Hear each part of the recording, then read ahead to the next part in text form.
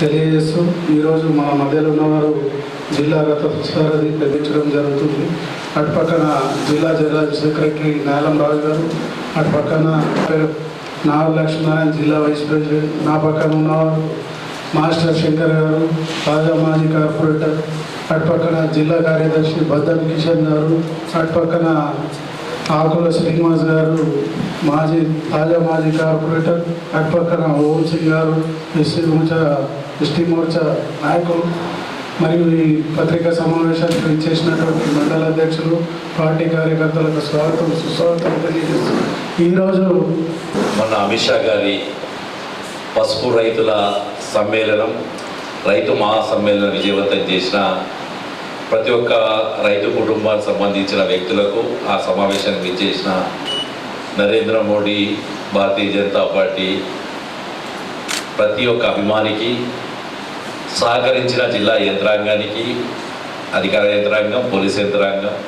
ముఖ్యంగా ఎన్నో ఒడిదిక్కులు ఎదుర్కొని అట్టి మీడియా కవరేజ్ చేసిన పత్రికా విలేకరులకు జిల్లా పార్టీ తరఫున ఒక 2 రోజులు కొంచెం ఫీవర్ ఉండే, తెల్లారి నుంచి బయటకు వెళ్ళొద్దని చెప్పి ఉద్దేశంతో వెళ్ళలేదు.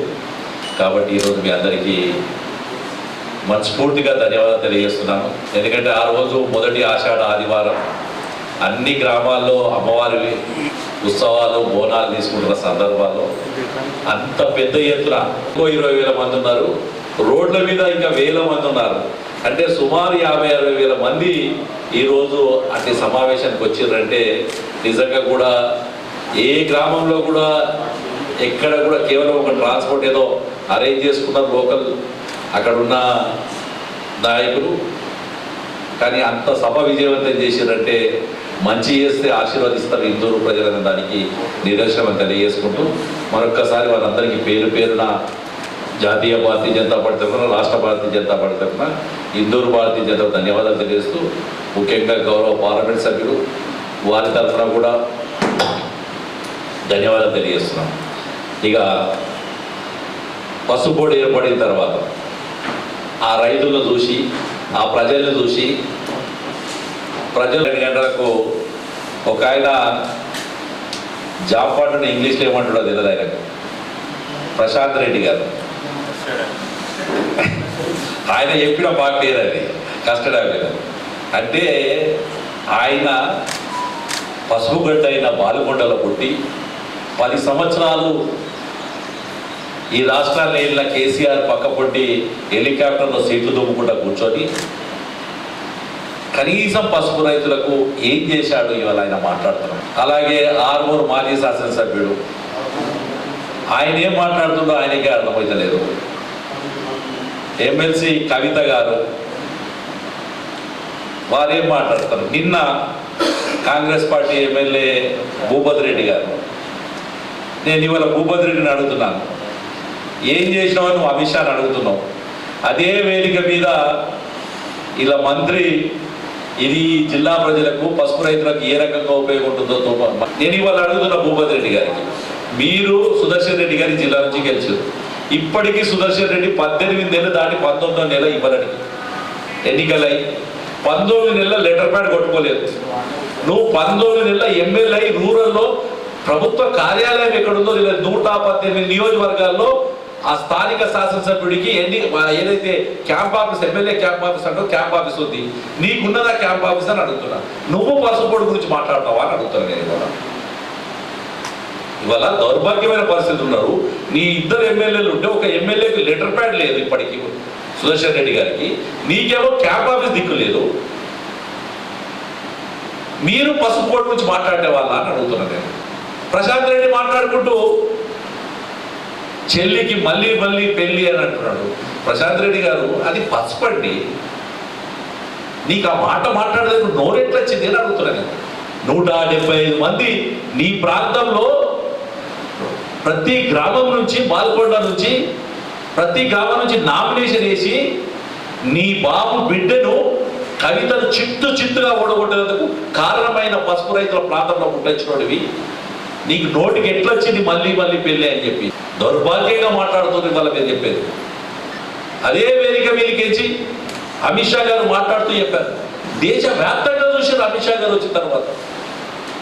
ఎక్కడో ఢిల్లీలో ఉండాల్సింది, కలకత్తాలో ఉండాల్సింది, సాగ్లీ లాంటి కమర్షియల్ మార్కెట్ ఉండాల్సిన కేంద్ర కార్యాలయాన్ని ఇక్కడ తీసుకొచ్చిండు.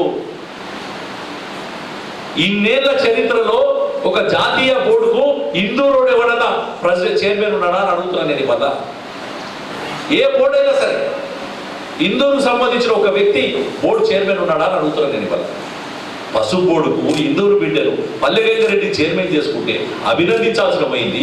ఢిల్లీలో, కలకత్తాలో, బాంబేలో ఉండాల్సిన పసుపు బోర్డు కేంద్ర కార్యాలయాన్ని తీసుకొచ్చి ఇందూరు గడ్డ మీద పెట్టి ప్రైవేట్ ఆఫీసు,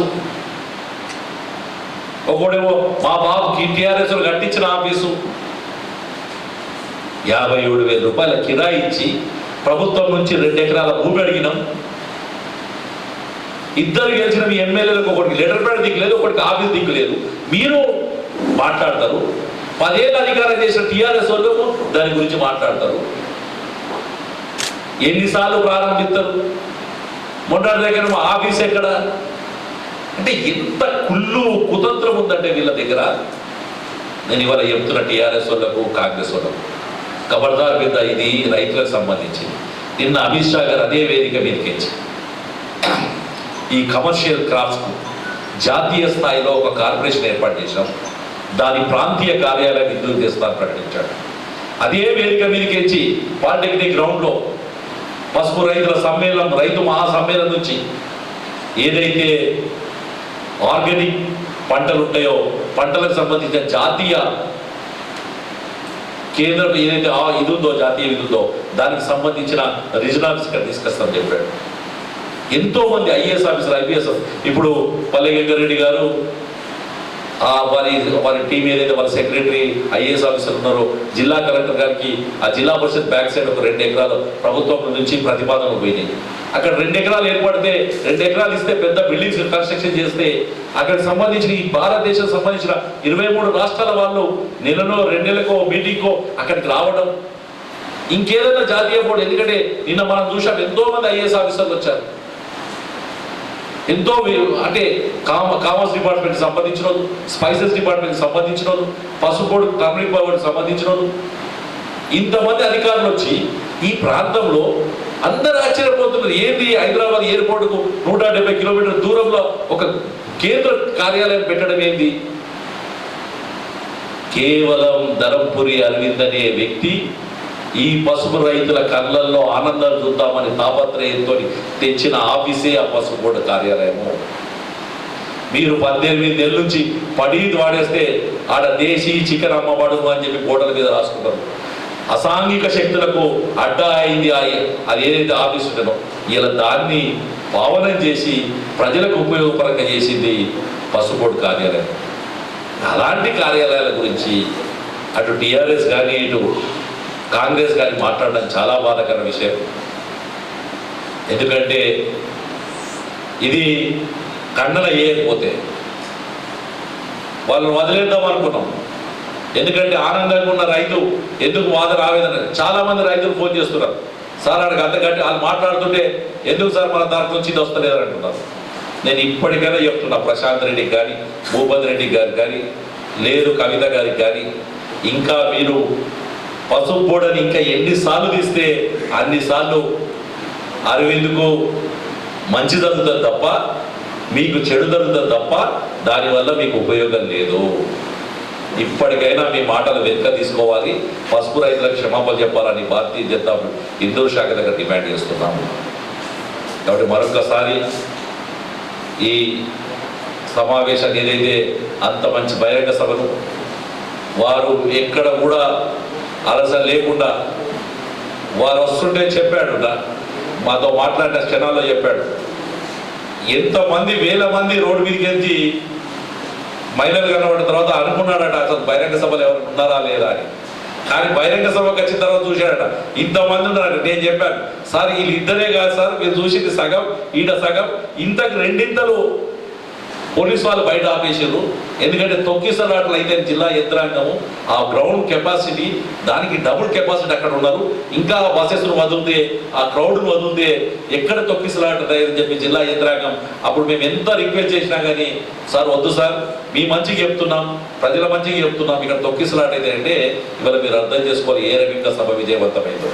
కాబట్టి ఇట్టి సభను విజయవంతం చేసిన ప్రతి ఒక్కరికి ఇందూరు భాజపా తరఫున మనస్ఫూర్తిగా ధన్యవాదాలు తెలియజేసుకుంటున్నాం.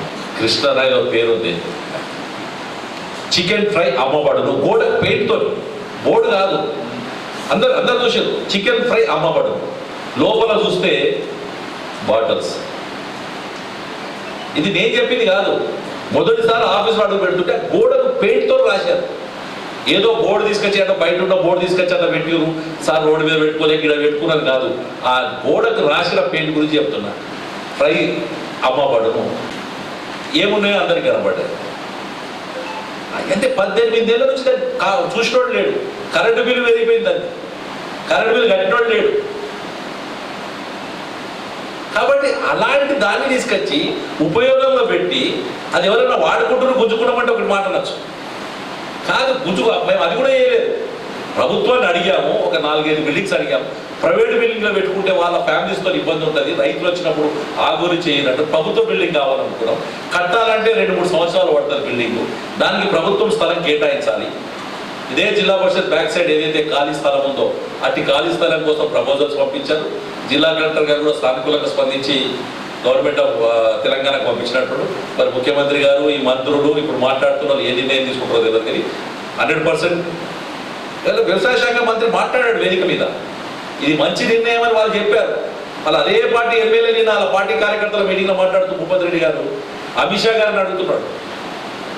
నేను భూపతి రెడ్డిని అడుగుతాను, 18 నెలల కింద మీరు వాగ్దానం చేసి ఎన్ని నెరవేర్చిన రూరల్ అని అడుగుతున్నాను. అమిత్ షా గారిని అడిగే ముందు, బీజేపీని అడిగే ముందు మీ వాగ్దానాలు ఎన్ని నెరవేరినాయి ఒకసారి చెప్పండి. కనీసం నీ కార్యాలయం ఉందా కూర్చునేందుకు? ఇలా అర్బన్ ఎమ్మెల్యే కొద్ది ఉంది, ఆర్మూర్ ఎమ్మెల్యే కొద్ది ఉంది, బోధన ఎమ్మెల్యే కొద్ది ఉంది, బాల్కొండ ఎమ్మెల్యే. రూరల్ ఎమ్మెల్యే గారు ఎక్కడ కూర్చుంటారు? ప్రజలు కలవాలంటే రూరల్ ఎమ్మెల్యే ఎక్కడ కలవాలి? ఆయనకు లేదు.